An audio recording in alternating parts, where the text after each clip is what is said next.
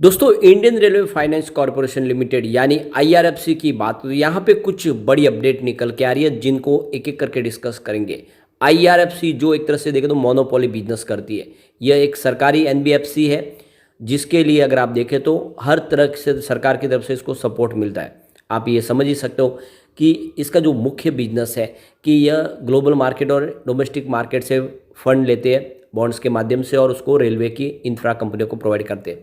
और इस फंड की जो भी गारंटी है वो सरकार लेती है, यानी जो भी पैसे हैं वो वापस मिलेंगे ही, रिकवर होंगे, उसकी गारंटी सरकार ले लेती है। यानी इनका जीरो एनपीए, पैसे डूबने की कोई सवाल नहीं है।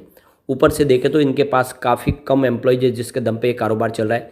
ऐसे में क्या आने वाले समय में आईआरएफसी को बड़ा बेनिफिट मिल सकता है। जिस तरह से रेलवे के लिए इस समय प्रोजेक्ट शुरू किए गए सरकार की तरफ से, हर दिन हमें कुछ नया अनाउंसमेंट देखने को मिलता है। ऐसे में जो फंड प्रोवाइड करने वाली कंपनी है, जो एनबीएफसी है, उसको तो बेनिफिट मिलेगा ही क्योंकि उनके माध्यम से ही फंड प्रोवाइड किया जाएगा। तो क्या आईआरएफसी आने वाले समय एक बड़ा मल्टीबैगर बन सकता है? वैसे तो पिछले दिनों इसने बहुत ही ज़बरदस्त रिटर्न दिया है, क्या ऐसी ही तेज़ी आगे बन सकती है? इन सारी बातों को जानेंगे इस वीडियो के माध्यम से। लेकिन फ्रेंड, उससे पहले अगर आप पहली बार हमारे चैनल पर आए तो चैनल को सब्सक्राइब कर दीजिए, एक बेल आइकॉन दबा दीजिए ताकि जब भी नया वीडियो बने पहला नोटिफिकेशन आपको मिले। वीडियो पसंद आए तो लाइक शेयर जरूर कीजिए। चलो फ्रेंड्स, वीडियो स्टार्ट करते हैं। मैं हूँ आपका दोस्त एस बी दवे और हमारे अपने चैनल ऑनलाइन कमाई में आपका बहुत बहुत स्वागत है। तो सबसे पहले अगर हम बाज़ार की बात करें, इस समय 2 बजे के आसपास का टाइम है।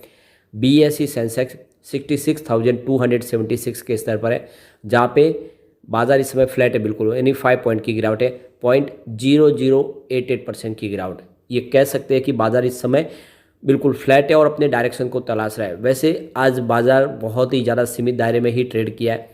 कुछ समय के लिए गिरावट हुई थी, लेकिन फिर से देखें तो उसमें कुछ रिकवरी देखने को मिल रही है, क्योंकि जो दिन का ओपनिंग प्राइस था सुबह वो 66,238 पर था और लगभग 40-50 पॉइंट की गिरावट के साथ में शुरुआत की थी और इंट्राडे में 66,342 का हाई बना।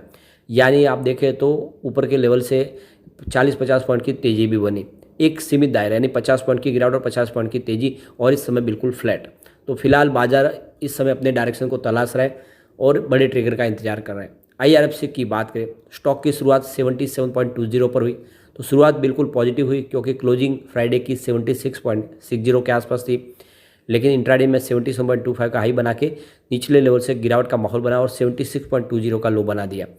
यानी स्टॉक में थोड़ा सा ऊपर के लेवल से दबाव आया और इस समय 76.35 के आसपास स्टॉक है, जहाँ पे 0.33% की गिरावट है। गिरावट बड़ी तो नहीं है लेकिन तेज़ी भी नहीं है। वैसे इस स्टॉक ने लोगों को मालामाल किया है, एक बड़ा मल्टीबैगर रिटर्न दिया है। पिछले देख सकते हो कि ये आईपीओ आने के बाद इस स्टॉक के अंदर करीब 200% की शानदार तेज़ी बनी है। यानी जो 20-25 रुपये के आसपास स्टॉक था, इस समय 75 के आसपास है। वैसे बहुत समय तक ये प्राइस रही है इसकी, 20-25 रुपये की जो प्राइस है वो लगभग हमें 2 साल तक देखने को मिली। स्टॉक में कोई मूवमेंट देखने को नहीं मिला। वैसे पिछले 6 महीने में देखें तो स्टॉक में 177% की शानदार तेज़ी बन चुकी है, यानी स्टॉक 27 के आसपास था। तो ये आप देख ही सकते हो कि इस स्टॉक ने लोगों को बहुत ज़्यादा रुलाया। इसकी प्राइस नहीं बढ़ रही थी और देख सकते हो कि काफ़ी कम प्राइस में आईपीओ दिया गया, उसके बावजूद भी आईपीओ से भी नीचे डिस्काउंट में लिस्टिंग हुई और काफ़ी समय तक प्राइस नीचे ही रही। लेकिन अब जब तेज़ी बनी तो लगातार स्टॉक दौड़ रहा है। यहाँ पे 1 मंथ के हिसाब से 0.26% की मामूली सी गिरावट है, यानी वही प्राइस है जो महीने भर पहले थी।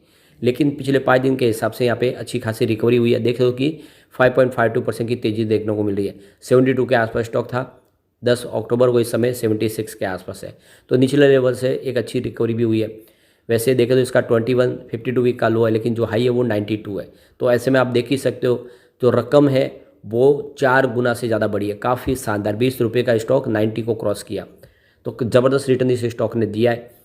वॉल्यूम आज थोड़ा कम है। पिछले 1 महीने पहले इसका 6 करोड़ का वॉल्यूम था, 2 करोड़ की डीले उठाई गई थी। 1 वीक पहले 6 करोड़ का वॉल्यूम था, 2 करोड़ की ही डीले उठाई गई थी। और फ्राइडे को 9 करोड़ का ज़बरदस्त वॉल्यूम था, 3 करोड़ की डीले उठाई गई थी। लेकिन आज देखें तो लगभग 1:30 बजे के आसपास 2 करोड़ का ही वॉल्यूम, यानी वॉल्यूम आज कम होने की संभावना दिख रही है और इसके पीछे वजह बाजार के अंदर सुस्ती। अब यहाँ पे एक बड़ी गुड न्यूज़ निकल के आ रही है। वाराणसी के अंदर एक नया बड़ा रेलवे यार्ड बनने जा रहा है, जिसके क्षमता देखें तो करीब 100 पेयर्स ट्रेन को वहाँ पे उसको मेंटेन किया जा सकता है, उसको वहाँ पे उसके लिए उस ट्रेन को वहाँ पे होल्ड किया जा सकता है। तो बहुत बड़ा यार्ड होगा और ये देख सको कि इस ट्रेन की मेंटेनेंस के लिए यार्ड की ज़रूरत है। ऐसे में वाराणसी में बहुत बड़ा यार्ड बनने जा रहा है। तो जैसे कि देखें तो वाराणसी जंक्शन पे 6 अलग अलग रूट से ट्रेनें आती है, यानी बहुत बड़ा जंक्शन है, जिसमें देखें तो काशी, वाराणसी सिटी, बनारस, लोथा, शिवपुर, चारों लाइन, इस तरह से अलग अलग लाइन से बहुत सारी ट्रेनें आती है और बहुत सारा यहाँ पे रश रहता है। ऐसे में इसको कंट्रोल करने के लिए, इस पब्लिक को, भीड़ को कंट्रोल करने के लिए यहाँ पे बहुत सारी सुविधाएं बढ़ाई जा रही है। और अब इतनी सारी ट्रेन आ रही है तो उनको रखने के लिए यार्ड की बड़ी ज़रूरत है। तो ये 100 पेयर्स यार्ड जो है एक साथ इनको मेंटेन ट्रेनों को कर पाएगा, ये बड़ी बात है। तो एक काफ़ी बड़ी गुड न्यूज़ है, आने वाले समय इसमें काफ़ी बड़ा खर्च होने वाला है। एक बड़ी अपडेट पुणे से निकल के आ रही है। देख दो कि पुणे में यहाँ पे एक मीटिंग हुई थी 14 अक्टूबर को, जिसमें देखें तो रेलवे ऑफिसर्स और मेंबर ऑफ पार्लियामेंट के बीच में यहाँ पे एक मीटिंग हुई है। और इस मीटिंग के दौरान जो सबसे बड़ी बात है कि लातूर CSMT एक्सप्रेस की जो कोच की संख्या को बढ़ाना चाहते हैं, वहाँ पे ज़्यादा पब्लिक का आना जाना होता है। ऐसे में इसको लेकर फैसला किया गया कि इसमें कोच और बढ़ाया जाए। इसके अलावा उस रूट के ऊपर कुछ और ट्रेनें भी चलाई जाए, किसी के फेरे बढ़ाए जाए, यानी लगातार जिस तरह से पब्लिक का आना जाना बढ़ रहा है उसको मैनेज करने के लिए और ट्रेनों की संख्या है। और इसी को लेकर यहाँ पे इस मीटिंग के दौरान बड़े फैसले लिए गए। यानी आप देखें तो ये आने वाले समय में वंदे भारत ट्रेन भी इस रूट पे चलाई जाए, उसके ऊपर भी बातचीत चल रही है। तो ये समझ सकते हो कि आने वाले समय रेलवे बहुत सारे डिसीजन ले रही है एक साथ। इसके अलावा इस मीटिंग के दौरान देखें तो सोलापुर, तुलजापुर, उस्मानाबाद के बीच में एक न्यू रेलवे लाइन बिछाने के ऊपर बातचीत हो रही है कि यहाँ पे एक नई रेलवे लाइन बिछाई जाए। तो देख सकते हो कि इसके लिए लैंड एक्विजिशन करना और दूसरे सारे प्रोसेस कंप्लीट करने हैं। तो आने वाले समय कुछ नई रेलवे लाइन बिछाने का प्लानिंग चल रहा है। आने जो सिंगल लाइन है उसको डबल करने का प्लानिंग चल रहा है। ऐसे में आने वाले समय IRFC का रोल यहाँ पे बढ़ता हुआ दिखाई देगा। अगर हम फंडामेंटल की बात करें, IRFC के फंडामेंटल काफ़ी शानदार है। मार्केट कैप इसका 99,661 करोड़ के आसपास है, यानी थोड़ी सी तेज़ी बनी तो फिर से 1 लाख करोड़ के मार्केट कैप को छुएगा।